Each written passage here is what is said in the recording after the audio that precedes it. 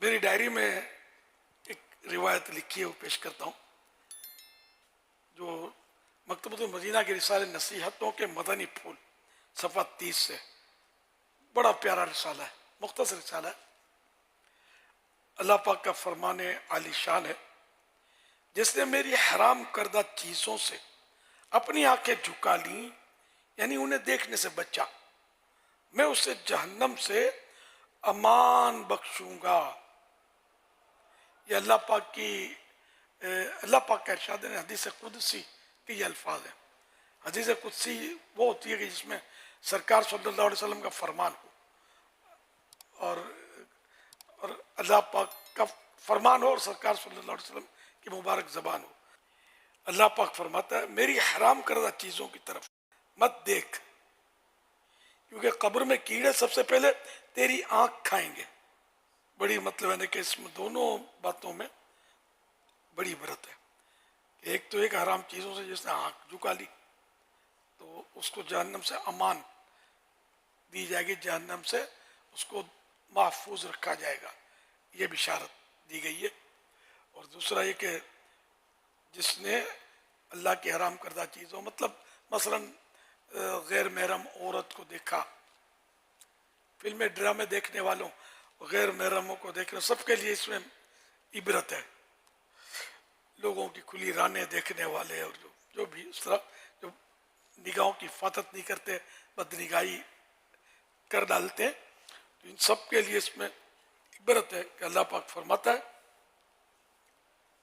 میری حرام کردہ چیزوں کی طرف مت دیکھ، کیونکہ قبر میں کیڑے سب سے پہلے تیری آنکھ کھائیں گے۔ اللہ، یہ آنکھ میں معمولی ذرہ بھی چلا جائے تو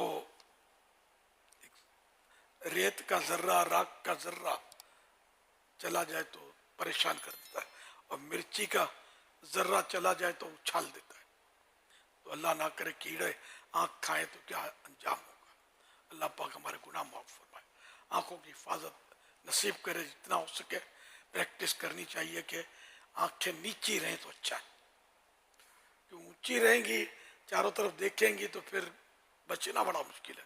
گاڑیوں میں بھی جاتے ہیں تو سائن بورڈ لگے ہوتے ہیں، اس پہ بھی اکثر عورت کی تصویر ہوتی ہے، عورت بھی جوان دکھاتے ہیں، اور مطلب یہ کہ یہ عورت تو لوگوں کی نفسیات کے مطابق ہے کہ یہ عورتیں دیکھتے ہیں، عورتیں ہمارے یہاں عورت دیکھیں گے نا، اس مقصود عورت دکھانا نہیں ہوتا، مقصود اپنی چیز کی ایڈورٹائزمنٹ ہوتی ہے، لیکن عورت کو دیکھتے دیکھتے اپنی انویسٹمنٹ جو ایڈورٹائز اس کو دیکھ لیں گے، اس لیے یہ پہلے عورت دکھاتے ہیں۔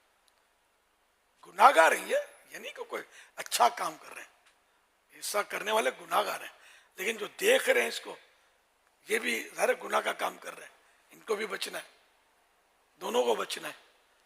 سب سائن بورڈ پر نہیں کرتے اس طرح، عورتوں کی تصویریں نہیں ڈالتے، لیکن جن کا ذہن گناہ بھرا ہوتا ہے نا، وہ خود ہی بیچارے بندگاہوں میں پڑے رہتے ہوں گے نا، وہ پھر وہی سمجھو دل کا نقش ہوتا ہے اس میں، عورت لائیں گے، جوان عورت لائیں گے، یہاں تک کہ بعض بد نصیب ہاتھ دکھاتے ہیں نا تو بھی لیڈیز ہاتھ دکھاتے ہیں۔ اس سے ان کا اس میں انٹروڈکشن ہوتا ہے، تعارف ہوتا ہے کہ میں کیسا ہوں، میں عورت کا رسیہ ہوں، ان کا دیوانہ ہوں۔ تو جو دیوانہ گانے مصطفیٰ ہیں وہ ان کو نہ دیکھا کریں، ہم تو مصطفیٰ کے دیوانے ہیں، ان کو دیکھنے کی کیا ضرورت ہے۔ اللہ پاک نگاہوں کی حفاظت کرے، تو جتنی کوشش ہوگی نظریں نیچی رہیں گی نا تو ان چیزوں کو دیکھنے سے بچت ہوتی رہے گی۔ آنکھیں پھاڑ پھاڑ کے چاروں طرف ہم دیکھتے رہیں گے، جیسے ہماری عادتیں ہیں، ہر طرف دیکھ ہی رہے ہوتے ہیں، تو پھر بدنگاہی سے بچنا بڑا مشکل ہوتا ہے۔ نظر پڑتی ہے کھائی نہ کھائی، نظر پڑتی ہے تو ٹھہرتی بھی ہے، بسا اوقات وہ بندہ گناہ میں پڑ بھی جاتا ہے، ورنہ اچانک نظر پڑ جائے نہ دیکھنے والی شے پر، عورت پر ہی، تو اگر اس آنکھ نظر کو ہٹا لے تو گناہ گار نہیں ہے، اور اگر قصدن جان بوجھ کر پہلی نظر کی تو بھی گناہ گار ہے عورت پر، اور اگر پڑ گئی نظر ہٹا لی تو کوئی بات نہیں، اس طرح دوبارہ پڑ گئی بے اختیار پھر ہٹا لی تب بھی گناہ گار نہیں ہے۔ انما الاعمال بالنیات۔ اس طرح امرت کو دیکھنے سے بھی بچنا ضروری ہے کہ اس کو دیکھنے سے بھی فساد زیادہ ہوتا ہے، بلکہ اس میں کہ لکھا ہے کہ عورت کے ساتھ ایک شیطان تو امرت کے ساتھ 17 شیطان. اس میں ہو سکتا ہے یہ حکمت ہو کہ عورت کو دیکھتے ہوئے ایک مذہبی آدمی ڈرے گا، لیکن امرت کو دیکھے ہوئے نہیں ڈرے گا. کسی کو کیا پتا کہ کس نظر سے دیکھ رہا ہے، امرت سے دوستی بھی کرے گا، اسکوٹر پر بٹھا کے پھر آئے گا، میں تو اجتماع میں لے جا رہا ہوں، یہی ملا، اور کوئی بڈھا نہیں ملا، بزرگ نہیں ملا، ان کو بٹھا دیتے بیچاروں کو. تو دل کے حال اللہ جانتا ہے. کوئی لے کے جا رہا ہے، ہمیں بدگمانی کی ضرورت نہیں ہے. اگر نیت میں کوئی فطور نہیں ہے تو کوئی گناہ نہیں ہے، لیکن یہ کہ اب اپنے دل پر غور کرنا ہے نا. عذاب و ثواب تو اللہ دے گا نا، بندہ کیا، ہم کیا دیں گے ایک دوسرے کو، ٹھیک ہے نا.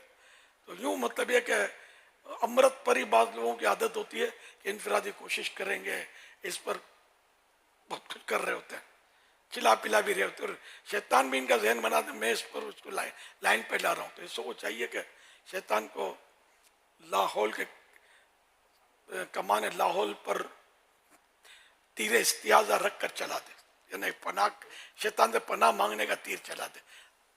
اعوذ باللہ من الشیطان الرجیم، یہ چلا دے اور کسی بزرگ کو بٹھا دے، اس پر انفرادی کوشش کر رہے شروع ہے نا. نہیں مزہ آتا نا، کائے کو مزہ آئے گا.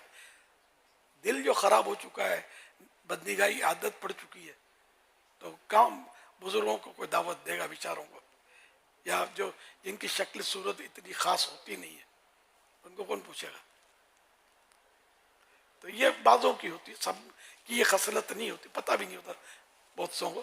تو جن کے اندر یہ خصلت ہے، اگرچہ اس کا نکلنا آسان نہیں ہے، لیکن یہ کہ بھرپور کوشش کرنی ہوگی، سچی توبہ کرنی ہوگی. جبکہ وہی ذہن خراب ہے تو ہاں کہ لذت کے ساتھ وہ اس طرح کر رہا ہے اور گندی لذت کے ساتھ دیکھ رہا ہے یہ عادتیں، اسے بھرپور سچی توبہ کرے، سچی توبہ کرے، سچی توبہ کرے، اپنے آپ کو خوب بچائے، خوب بچائے، خوب بچائے.